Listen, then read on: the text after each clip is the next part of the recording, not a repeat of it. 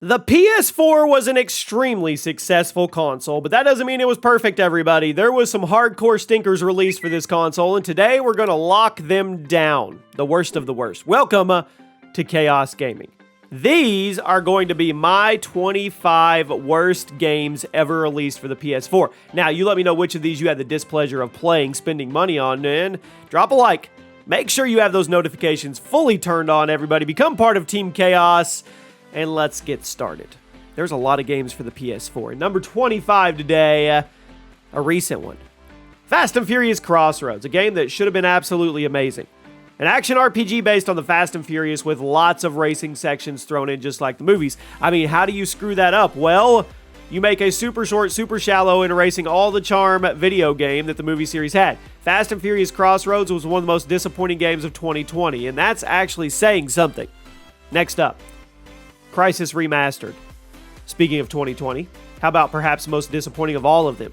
It was supposed to be one of the best looking games ever made, but what we ended up with was this buggy mess that actually looked worse than the original. The OG CRYSIS on the PC blew people away. The visuals were great. It still holds up to this day, but what Crytek didn't tell you when they announced the remaster, it was a remaster for the inferior Xbox 360 version, not the PC version that everybody always talks about, and there was a whole bunch of bugs and issues. Naturally, CRYSIS Remastered got ripped apart. At number 23, Taxi Chaos. Yeah. Arcade racing game released for the PS4 in 2021. That's right, the game you're looking at on screen is from this year. Let that simmer, let that stew for a second. It's a pretty blatant ripoff of Crazy Taxi, which is a classic from the late 90s, but it removed just about everything people liked about the game in order to cheaply profit off its legacy. The game feels like it was made in the late 90s. That's not a good thing. Maybe the nostalgia just didn't work, or maybe the game just sucks, but for whatever reason, Taxi Chaos, it was bad. At number 22, Troll and I. Who remembers this game? It was a big deal when it was released in 2017, and then everybody forgot about it. It's an action-adventure game where a boy and a troll venture through Scandinavia. Yeah, it's cool. On the run from some hunter guy. I don't know. I put more effort into my summary here, but that would mean I'm trying harder than the developers did with this game. Troll and I is almost impressively unpolished, but even when it's working as intended, it's not fun. The level design was basic. The mechanics felt half-finished. Go ahead and add in some bugs and glitches, and you already know what you have. At number 21, Militant. Get it? Militant ant. Militant, but it's all one word. You get it? Militant. Militant. Okay. It's about the most creative thing the game has going for it. It's a 2.5D shooter with extremely unbalanced game mechanics. It has some bad presentation, and it was boring. I mean, how do you make a game about a militant ant boring? On Metacritic, this turd is sitting at 44% and 54% from the users, so at least gamers and journalists agree on this one. At number 20, Q*bert Rebooted. Who remembers Q*bert?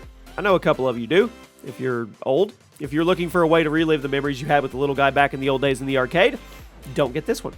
It's a reimagining of the original arcade game, which never goes well, and it managed to completely miss the point of the original game to such a degree that it's almost amazing? I don't know. The original Q*bert was great. The reboot version, it's unnecessary, broken, and it was a cash grab. Plain and simple.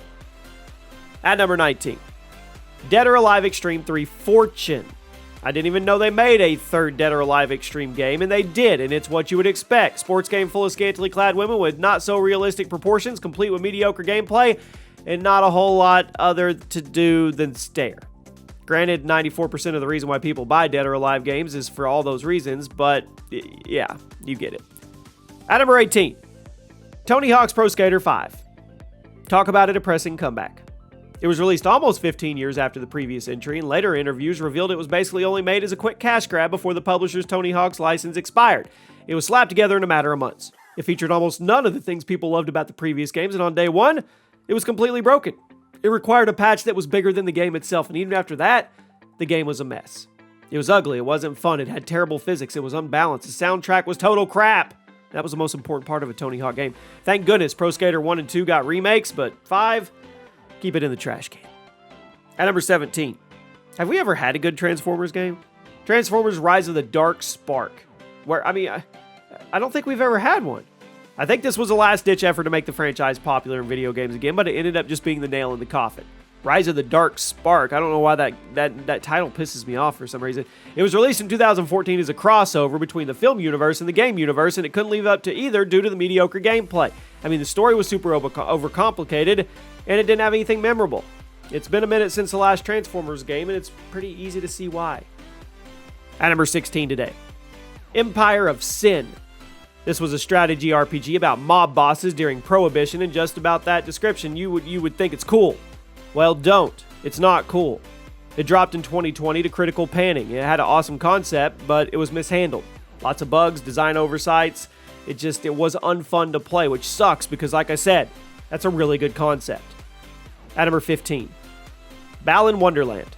Now, Square Enix has been extremely inconsistent over the last few years, and this was released this year. It's making a strong case for worst game of the year. That's saying something.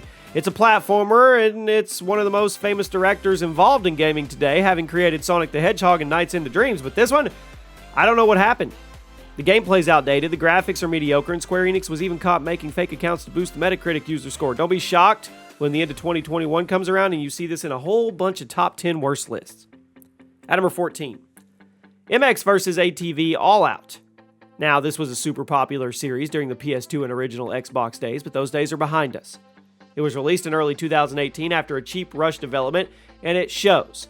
Bad graphics, choppy gameplay is just basic. I mean, if you change the title, you would never be able to guess that this game was from a franchise with almost 20 years experience. Believe it or not, there's actually a worse game on the series on the PS4. That's my segue. At number 13, the MX vs. ATV Supercross Encore. It was released prior to MX ATV games. It got horrible reviews for a lot of reasons. For starters, it was a re-release of one of the worst reviewed games in the series. That's dumb. Doesn't make any sense from a business standpoint. Then, it had hardly any improvements over the original game, which made it feel like a pointless cash grab, which it was. But what buried the game the most was the visuals. The original MX vs. ATV Supercross was released on the PS3 and the Xbox 360. Supercross Encore was on the PS4, Xbox One, and PC, and you would expect some kind of graphical improvement or enhancement with the new hardware. Well, you are wrong. It didn't. It was bad. At number 12, TMNT Mutants in Manhattan. It blows my mind that despite being such legends in the world of pop culture, the Ninja Turtles have so many crap games in their lineup. Mutants in Manhattan was released in 2016 to critical panning because despite being a standard Ninja Turtle beat-em-up game, it was awful. It was short, it was shallow, it was repetitive and uninspired, and it was one of the worst Ninja Turtle games of the decade. It's one you need to stay away from, especially if you're a fan of the series. At number 11 today, the remake. I've talked about this game, and I'm never going to go easy on it. It's a cult classic FPS from the early 2000s. It was known for its unique presentation, the art style, and the shooting. So here comes a 2020 remake, which completely changed the art style, which made the whole thing feel generic, and it was jam-packed full of bugs and glitches. The remake is an abomination, and it should be played by absolutely no one, and we're not going to spend another second on it. At number 10, Remothered Broken Porcelain. This game was really trying to be Resident Evil, but it forgot all the things that made Resident Evil good. The story and writing are decent, the gameplay and stability are the problems. It was trying to be a horror game, but it's pretty hard to get scared when you're just frustrated. You had bad controls, terrible gameplay, constant crashes. It made Broken Porcelain one of the worst horror sequels of all time. But there's worse ones. We are now into the top 10. And at number 9, let's get another sports game up here. NBA Live 14. One of the worst reviewed sports games of the last decade. It was the first NBA Live game in 4 years, so you would think EA had plenty of time to polish it up. You were wrong. It was a hot mess and only served to destroy the reputation of EA Sports even further. Bad graphics, choppy animations, lots of bugs, horrible physics, the list goes on. NBA Live 14 started the hefty downward spiral of EA's basketball games, and as of 2019, they don't even make them anymore.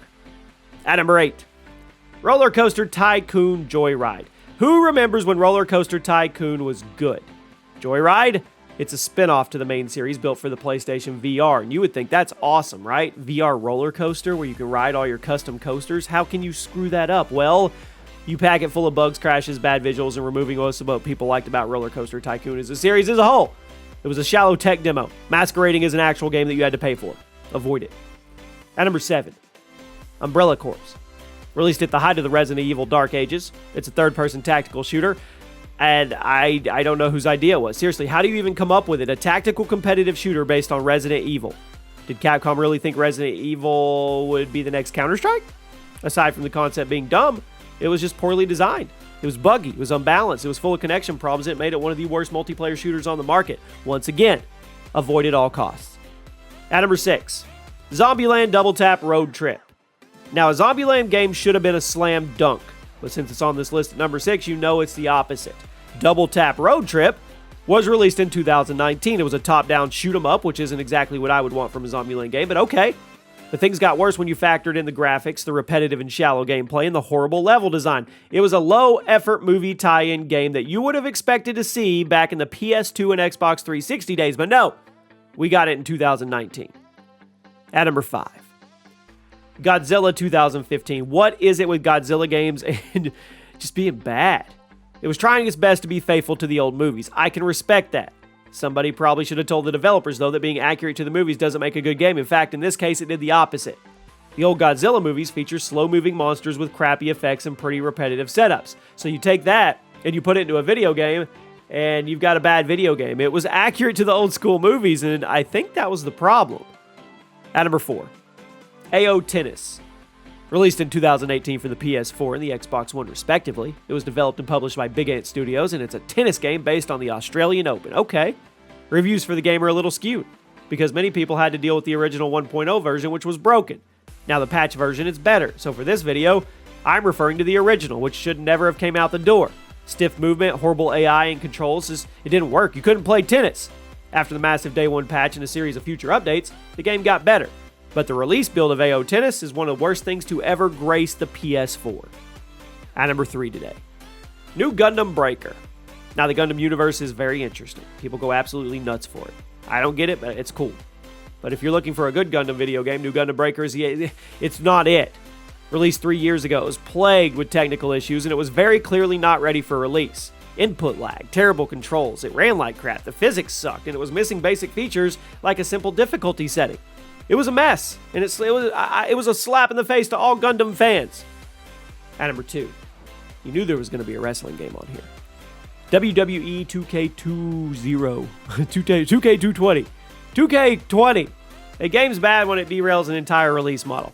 It was rushed through development while being horribly mismanaged, so it shouldn't shock anybody that it was bad. I mean, it was, I'm not going to go into it. It was a disaster. The publisher completely skipped 2K21 so they could take an extra year to get things back on track. This game was a mess, but there was some funny moments on YouTube to come out of it. But at number 1 today, on the worst PS4 games ever, Life of Black Tiger. One of the most infamous games in Sony's library. They want you to forget. Free mobile game released in 2014, but in 2017, it was ported to the PS4 for $10, virtually unchanged from the original. Plus, Sony baffingly decided to market this thing as it was some new mind-blowing AAA exclusive, when in reality, it was a barely functioning mobile game full of bugs, terrible design choices, and a complete lack of PS4 Pro support. Despite it coming out after the version of the console was released, there's quite a bit of irony when you consider that Sony pulled Cyberpunk from the store due to quality control. But not only was Life of Black Tiger allowed in the store, it was promoted. Can you say double standard? Yeah, it's one of the worst games ever made, hands down. It's absolutely the worst game released on the PS4, and I'm sticking to it.